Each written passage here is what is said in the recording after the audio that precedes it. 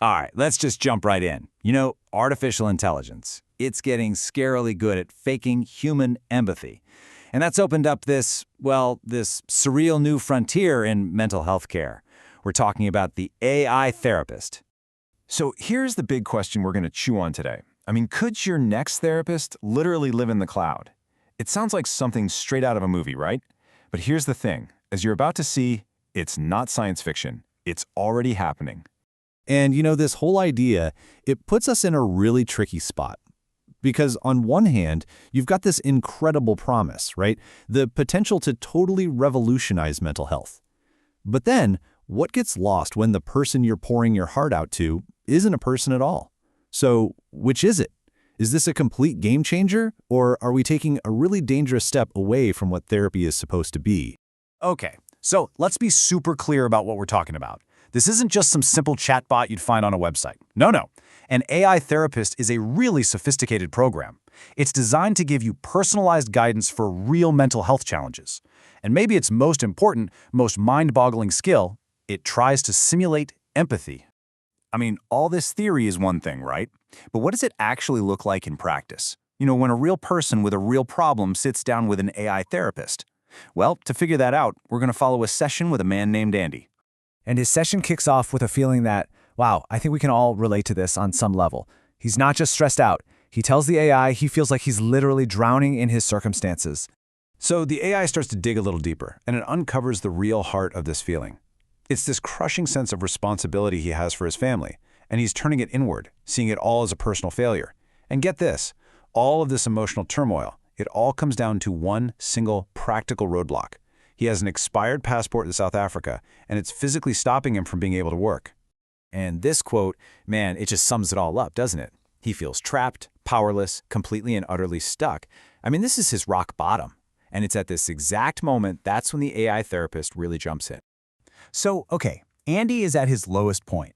The question is, how does a piece of code, an algorithm, respond to something so deeply human? It's a huge question.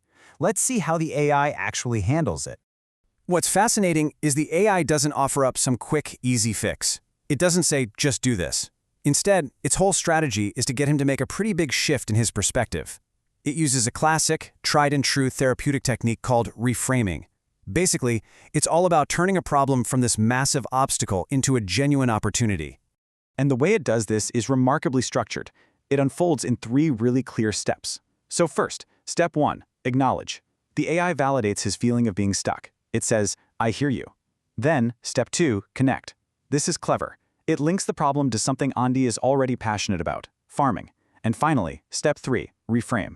This is the big one. It takes this forced downtime, which he sees as a total failure, and reframes it as a chance to actually grow. In this simple, logical process, it just cuts right through all that emotional noise, It leads him straight to that classic aha moment. Just bam, there it is. In his own words, he says, that's the moment of clarity. It worked. The AI's guidance actually worked. And this is such a crucial point. The AI didn't magically solve his passport problem, right? It couldn't. What it did do was help him solve his being stuck problem. It addressed the emotional roadblock, which, let's be honest, was just as paralyzing as the physical one. Andy's story is pretty compelling, you have to admit. But it is just one story. So now we need to zoom out. Let's look at the bigger picture here. What's the promise of this technology versus, the peril? The huge benefits versus the really serious drawbacks. And it really is a massive balancing act.